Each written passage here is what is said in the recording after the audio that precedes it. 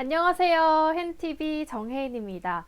오늘 소개해드릴 책은요, 바로 새순입니다. 제가 지난번 영상에서 간단하게 소개를 해드렸는데요. 오늘은 본격적으로 책 읽어드릴게요. 먼저 첫 번째 작품부터 읽어드릴 건데요. 먼저 작가 소개부터 해볼게요. 강유진. 어릴 적에 키우던 동물들을 끝까지 지켜주지 못했던 것에 죄책감을 느끼고 2년 전 유기견을 입양했다. 그 전부터도 동물을 좋아했지만 유기견을 입양한 이후부터 특히 동물 복지에 관심이 커졌다. 동물 실험을 하지 않는 브랜드를 지지하고 동물 복지 인증을 받은 제품을 구매하려고 노력한다.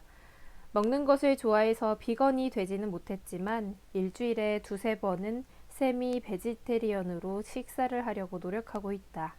네, 이어서 작품 읽어드릴 건데요. 나에게 머문 너에게 내가 너의 우산이 되어줄게 라는 작품입니다. 너를 떠올리면 생각나는 노래가 두 곡 있다. 아침에 머리맡에서 잠들어 있는 너를 보면 그대 내게 행복을 주는 사람이라는 노래가 떠오른다.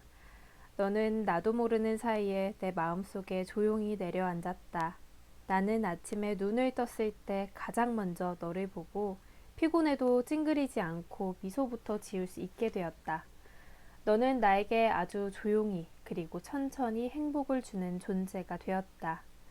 다른 노래는 너와 떨어져 있을 때 주로 떠오른다. 나는 항상 내 곁에 있지 못하고 출장 때문에 가끔 멀리 떨어져서 너의 사진만 봐야 할 때가 있다.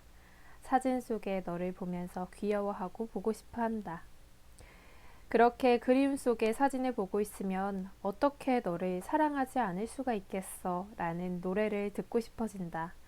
그 순간 너에 대한 내 마음을 가장 잘 표현해주는 노래. 노래 가사처럼 매일매일 어제보다 오늘 더 사랑해.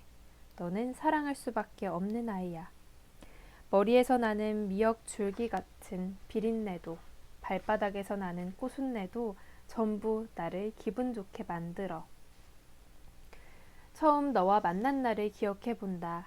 남양주에 있는 운동장에서 처음 만났는데 그날 나는 미리 사진으로 봤던 다른 아이를 생각하며 그곳에 갔다. 윤기나는 갈색 털을 가진 그 아이는 1살이 채 되지 않은 어린 나이였는데 만나보니 임시보호자의 설명대로 정말 활발해서 쉴 새 없이 운동장을 뛰어다녔다. 나는 의자에 앉아서 그 아이를 좀 더 지켜보고 있었는데 갑자기 내가 나타나 나에게 관심을 보였다. 내 다리에 앞발을 올리기도 하고 내가 자리에서 일어나니 나를 따라왔다가 다시 조금 멀어지기를 반복했다. 너의 나이는 4살이라고 했고 그래서인지 너는 그다지 활발해 보이지 않았다. 뛰지 않고 계속 터덜터덜 걸어다니기만 했고 아무데나 앉아 엉덩이를 긁고 다녀서 너의 털은 원래의 색이 흰색임을 알아보지 못할 정도로 노랬다. 그런데 나는 그런 내가 싫지 않았고 자꾸 눈에 밟혔다. 그런데도 가족으로 너를 선뜻 결정하지 못한 이유는 4살이라는 나이가 어린 나이는 아니었기 때문이었다. 어떤 습관이나 트라우마가 생겼을 법한 나이, 나는 그곳에서 처음 생각했던 어린아이를 데려갈지 아니면 내 주변을 자꾸 맴도는 너를 데려갈지 2시간 넘게 고민했는데 결국 너를 가족으로 맡기로 했다. 며칠 뒤 너는 정식으로 우리 집에 와서 가족이 되었다. 내가 오기 전날 나는 들뜬 마음으로 너의 밥과 밥그릇, 집, 방석 등을 집에 잘 배치해두고 두근거림에 뜬 눈으로 밤을 지새웠다. 사실 너를 데려온 이후에 나는 여러 번의 출장 때문에 너를 부모님 댁에 맡겨야 했다. 이런 상황을 알 리 없는 너는 자꾸 집이 바뀌는 것처럼 느꼈을지도 모른다. 새로운 가족을 만드는 게 그 당시 성급했던 결정이었다는 것은 인정한다. 하지만 이미 내 마음속에 너를 대체할 수 없을 만큼 내가 큰 자리를 차지하고 있어서 너를 데려온 것을 후회하지 않는다. 그때 나에게 먼저 다가와준 내가 정말 고마워. 지금 내 상황이 너에게 더 좋은 환경이 아닌 게 미안할 뿐이야. 더 안전한 동네가 아니라서, 더 넓은 집이 아니라서, 내가 너와 더 자주 함께하지 못해서 그런 것들이 미안해. 가평에 있는 보호소 철장 안에서 널 데려온 구조자는 너를 데려올 당시 내가 무척이나 말라서 아마 보호소에 오기 전까지 며칠을 굶었을 거라고 했다. 그래서 그런 걸까? 너는 뭐든지 음식이라면 그 매운 김치마저 꿀꺽 먹어버리곤 했다. 내가 내 가족이 된 지 얼마 안 됐을 때 나는 너와 산책하는 게 힘들었다. 너는 조금만 한눈을 팔아도 정체를 알 수 없는 새까만 물체를 입에 넣어버렸다. 그리고는 내가 뺏을까봐 겁이 났는지 허겁지겁 삼켜버리기 일쑤였다. 나는 이상한 음식을 자꾸 먹는 게 걱정이 되어서 혼을 내보기도 하고 심지어 입마개를 하고 산책을 하기도 했다. 그때는 엄마가 더 좋은 방법을 알지 못했어. 미안해. 산책이 힘들었던 이유 중 다른 하나는 너는 다른 친구들을 보면 포복을 하다가 싸움을 걸듯 달려들어 위협을 했다. 때때로 달려든 후 상대를 보고 짖기도 했는데 마치 야생의 사냥감을 사냥하듯 다른 친구들을 대했다. 그럴 때마다 너를 통제하지 못할 때 드는 좌절감과 다른 보호자에게 드는 미안함 때문에 머리가 아팠다. 나는 너의 그런 행동을 교정하기 위해 코를 톡톡 치며 혼돈해보고 너를 데리고 왔다 갔다 하기도 하고 기둥에 묶어놓고 조금 멀어지는 방법을 택해보거나 차라리 웃으면서 간식을 주기도 했다. 어떤 것이 정답인지 알지 못한 채 이런저런 시도를 할 수밖에 없었다. 그러면서 나는 힘들어도 정답을 몰라도 포기하면 안 되는 것이 있다는 걸 알게 되었다. 산책 중에 내가 나에게 더 집중할 수 있도록 산책 때만 제일 좋아하는 사슴고기 간식을 주기로 했다. 멀리서 친구가 보이면 간식을 꺼내서 코에 가까이 대고 나에게 집중시키는 방법을 택해봤는데 결과는 성공이었다. 식탐이 강한 너는 친구보다 먹을 거에 더 집중했다. 어느샌가 너는 자연스럽게 친구를 발견해도 달려들지 않고 천천히 냄새를 맡기 시작했다. 이렇게 되기까지 오랜 시간이 걸렸지만 이제는 그러지 않아줘서 고마워. 처음 가족이 되었던 날부터 너는 정말 똑똑해서 배변 패드 위에서만 볼일을 봤다. 하얀 배변 패드 위에 너는 다음날 빨간 피와 오줌을 쌌다. 불과 하루 전까지만 해도 너의 구조자로부터 내가 건강한 아이라고 들었기 때문에 그 빨간 얼룩을 봤을 때 머리를 망치로 한 대 맞은 것 같았다.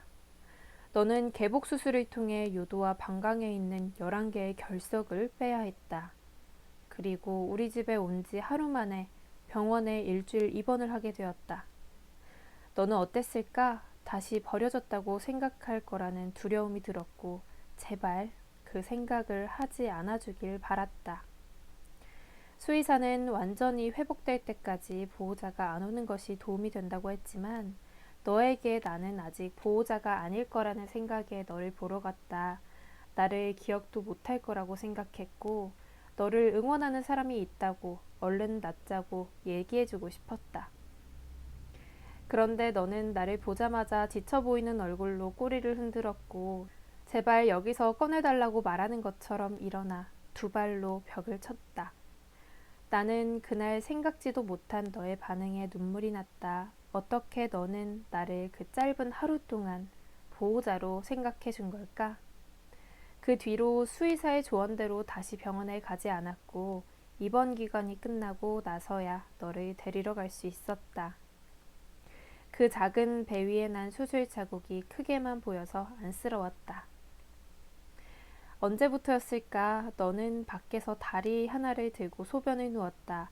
안타깝게도 그때 지지대로 삼는 왼쪽 뒷다리는 하필 너에게 오른쪽보다 더 아픈 다리였다.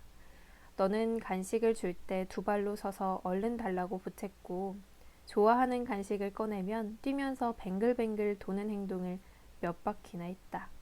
나는 너의 다리가 약하고 아픈 걸 잘 알고 있었지만 내가 아픈 게 아니어서 그런 걸까? 그런 너의 행동들을 막지 않았다.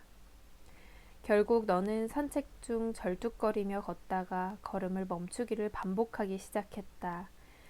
우리 집에 온 지 1년 반 만에 그 작은 무릎을 째서 뼈를 깎고 고무줄로 묶는 수술을 해야 했다. 수의사는 그동안 내가 많이 아팠을 거라 했다. 하지만 나는 내가 다리를 절 때까지 아플 거라는 걸 미리 생각하지 못했다.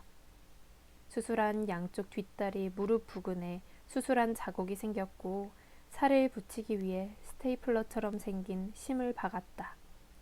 나는 병원에서 말한 대로 아침 저녁으로 매일 소독약을 발라주었는데 수술한 부위를 건드릴 때마다 아파하는 모습에 연신 엄마가 미안해 라고 중얼거렸다. 너는 수술 후 5일 동안 병원에 입원했고 이후 2달 동안 목에 보호대를 하고 혼자 있을 땐 천장이 막힌 철창에서 지냈다. 나의 부족함이 너를 더 아프게 했다는 생각에 죄책감이 드는 날들이었다. 너는 작은 몸에 비해 아픈 곳이 많았다. 그래서 병원을 자주 가게 되었고 초음파 엑스레이 등 여러 번 찍었다. 병원은 처음 너의 이빨을 보고 4살로 추정했지만 몇 달 뒤 눈을 보고 6살, 그리고 또 몇 달 뒤 뼈를 보고 8살로 추정했다.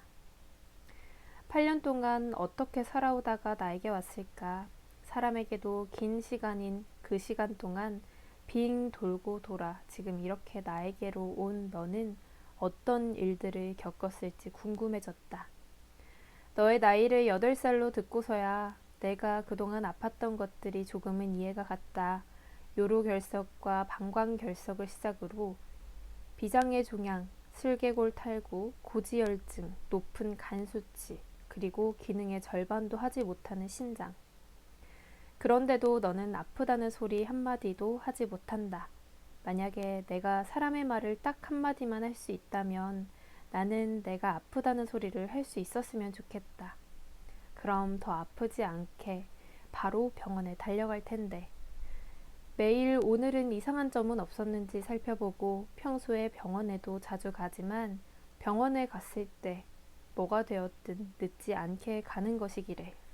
네, 오늘은 여기까지 이야기 들려드릴 건데요.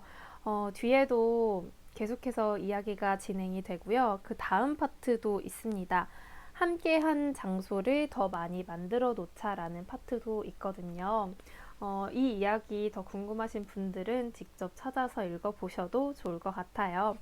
이렇게 오늘은요, 새순이라는 책 소개해드렸습니다. 그 중에서도 안녕 나의 아이야 라는 작품을 소개해드렸고 또 읽어드렸는데요.